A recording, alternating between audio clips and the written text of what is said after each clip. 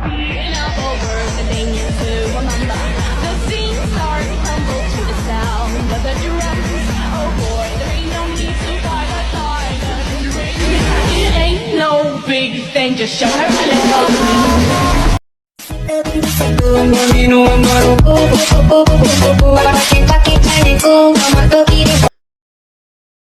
Hello, in this video, we, Group 1, are going to explain paragraph analysis and mathematical writing. But before that, let me introduce our group.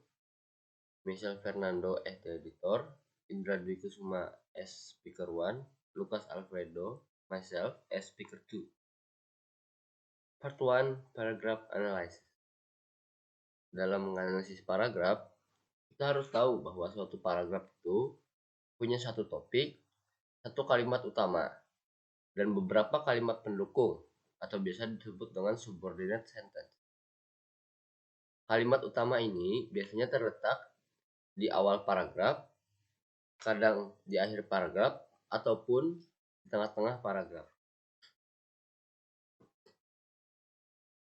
Nah, biasanya di awal paragraf disebut first sentence, dan di akhir paragraf disebut last sentence, dan mereka dikelompokkan lagi menjadi deductive thought pattern dan inductive thought pattern.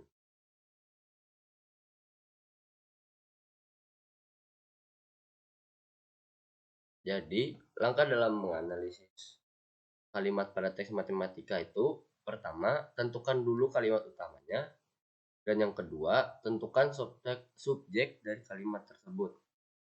Sebagai contoh,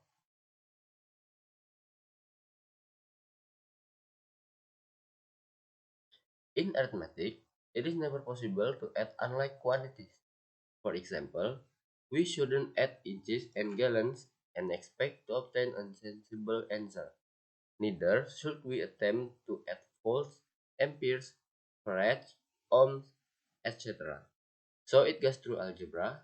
We can never add quantities unless they are expressed in the same unit. So what's the topic and the main sentence? The topic is adding unlike quantities. Jadi, cara menentukan topik di sini, kita harus paham terlebih dahulu maksud dan tujuan dari paragraf ini agar kita dapat menentukan topiknya. Kemudian, setelah menentukan topik, kita tentukan main sentence-nya atau kalimat utamanya. Biasanya kalimat utama berada di awal, akhir, dan di tengah. Kita tentukan yang mana kalimat yang menjadi pembahasan. Di sini dicontoh kalimat yang menjadi kalimat utamanya, yaitu in arithmetic it is never possible to add unlike quantity, sesuai dengan judul di topik. Ada contoh 2, the study of mathematics may be linked to the study of a language. In fact, mathematics is a language of number and size, just as the rules of the grammar must be studied in order to master English. So must certain concepts, definitions, rules, terms, and words be learned in the pursuit of mathematical knowledge. This form of the vocabulary or structure of the language. The more language is studied and used, the greater becomes the vocabulary. The more mathematics is studied and applied, the greater becomes its usefulness. Jadi, apa topiknya? Setelah kita membaca paragraf di atas menceritakan tentang pembelajaran matematik, yang dimana itu menjadi topik dari paragraf tersebut, yaitu study of mathematics. Dan kalimat utamanya berada di kalimat pertama, yaitu the study of mathematics may be linked to the study of a language. In fact, mathematics is a language of number size. Nah, jadi kalimat utamanya adalah the study sampai language.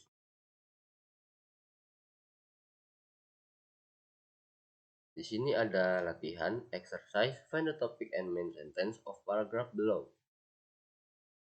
Nomor 1. So far, we have described the properties of the real number system relative to addition, multiplication, and order. A system which satisfies all the postulates that we have stated so far is called an order field. We repeat the definition of an order field as follows.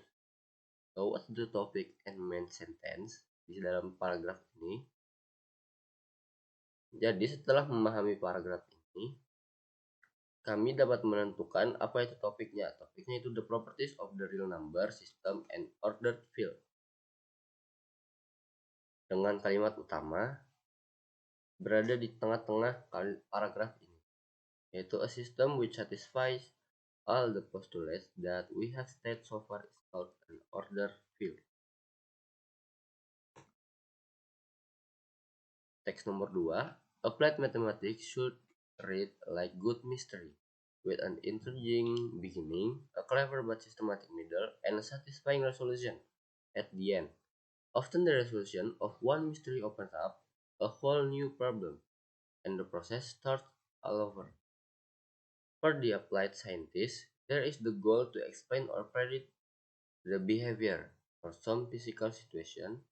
One begins by constructing a mathematical model which captures the essential features of the problem without masking its content with overwhelming detail. Then comes the analysis of the model, where every possible tool is tried and some new tools developed. Finally, one must interpret and compare this result with real-world facts. Sometimes this comparison is quite satisfactory, but most often one discovers that important features of the problem aren't actually accounted for. The process begins again. Apa topik dan kalimat utama dari paragraf ini? Jadi, topik di sini kami menemukan setelah kami memahaminya, topiknya yaitu applied mathematics and the process of problem solving. Jadi, ini tentang matematika terapan dan proses untuk menyelesaikan matematika terapan tersebut. Dengan kalimat utamanya yaitu berada di awal kalimat. Applied mathematics should read like good mystery with an intriguing beginning, a clever but systematic middle, and a satisfying resolution at the end. Jadi, dari kedua latihan tersebut termasuk yang manakah mereka? Deductive thought pattern atau inductive thought pattern? Yang pertama, ini tidak termasuk ke dalam kedua ini karena kalimat utamanya berada di tengah-tengah kalimat, bukan di awal, bukan di akhir. Dan yang kedua ini termasuk deductive thought pattern karena kalimat utamanya berada di first sentence, yaitu applied mathematics. So, that's our explanation of paragraph analysis and mathematical writing. Sorry if there's a lot of mistake in explanation. We are group 1. Thank you for watching. Bye-bye. Next to west, the crows heard me, and I discovered that my past was stand upon hills. Hello everyone, let me introduce myself. I'm Indra Kusuma from the first group as a speaker 1. In here I will answer the exercise, find the definition and the theorem, and try to analyze the sentence, then try to translate it. Before it, let me analysis the text, yaitu first text about the given fraction.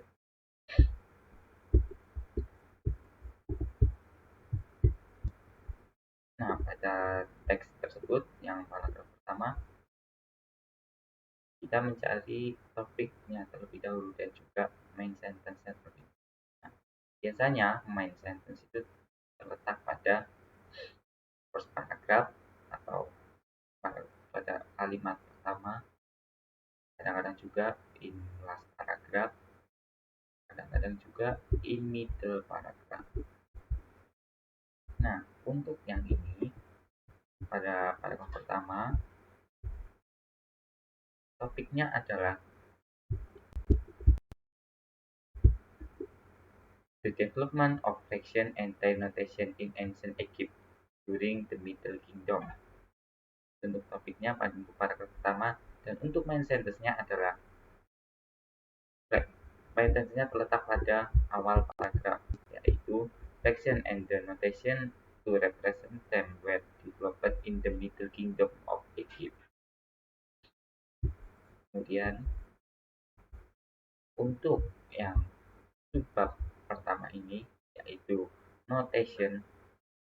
Untuk notation ini, topiknya adalah notation used in Egyptian fraction representation. Dan untuk main sentence-nya adalah letak pada awal paragraf, yaitu to write the unit fraction used in their Egyptian fraction notation in hieroglyph script. The Egyptian placed the hieroglyph above a number to represent the reciprocal of that number.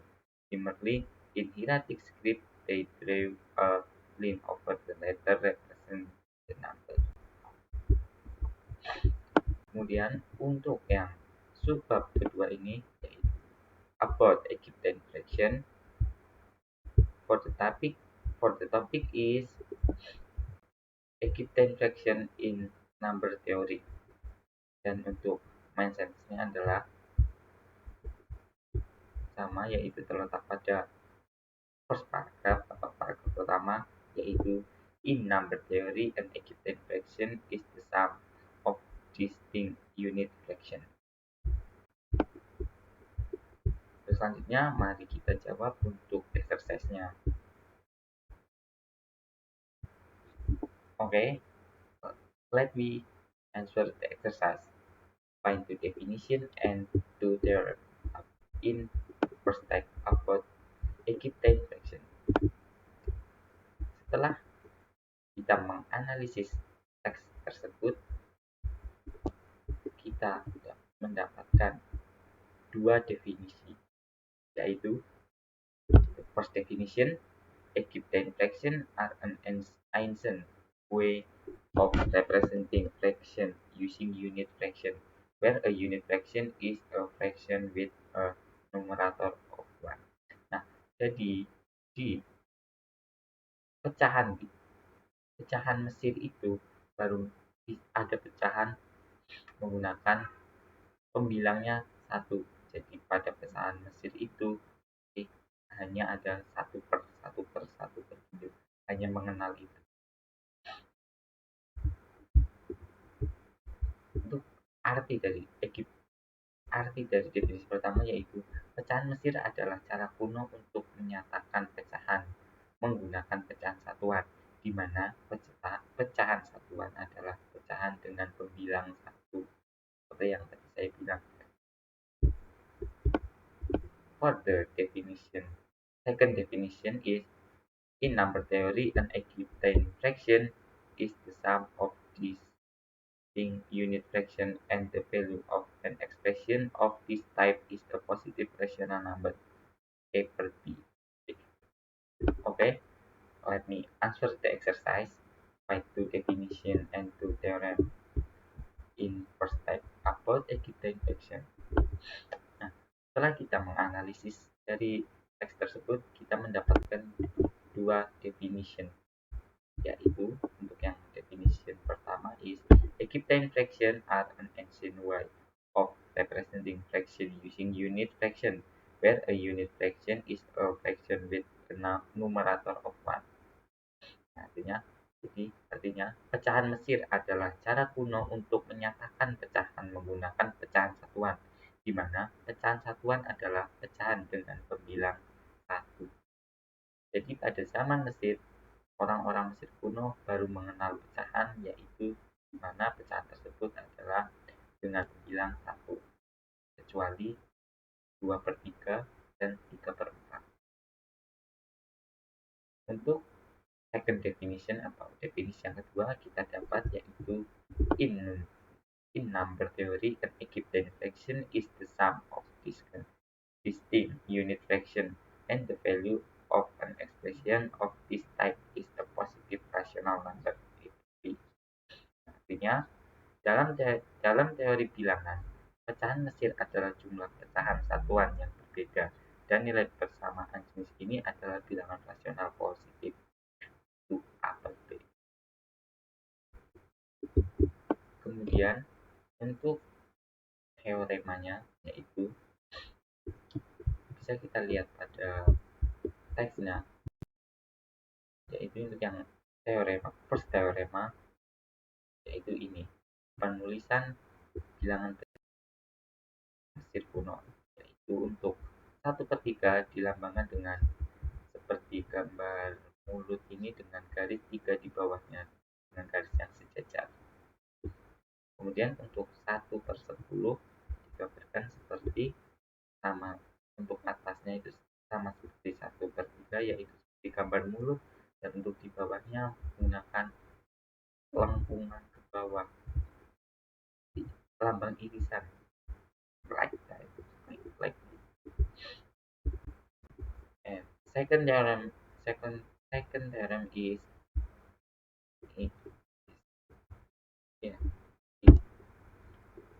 penulisan untuk setengah, 1/2, 2/3, dan 3/4. Untuk penulisan kedua yaitu seperti apa ini? Ini seperti ujung pisau, ya. Yaitu untuk penulisan 1/2. Untuk penulisan 2/3 seperti ini, gambar mulut dan hanya ada 2 garis sejajar di bawahnya. Dan untuk penulisan 3/4 gambarkan seperti gambar mulut dengan garis 3 sejajar di bawahnya, yang di tengah memilih lebih panjang dibandingkan kedua garis di belakangnya. Itu untuk teoremanya pada Mesir. Oke.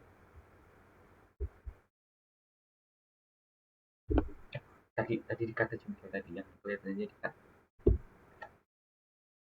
I think that's enough, and thank you for watching, and yeah, thank you. Bye bye.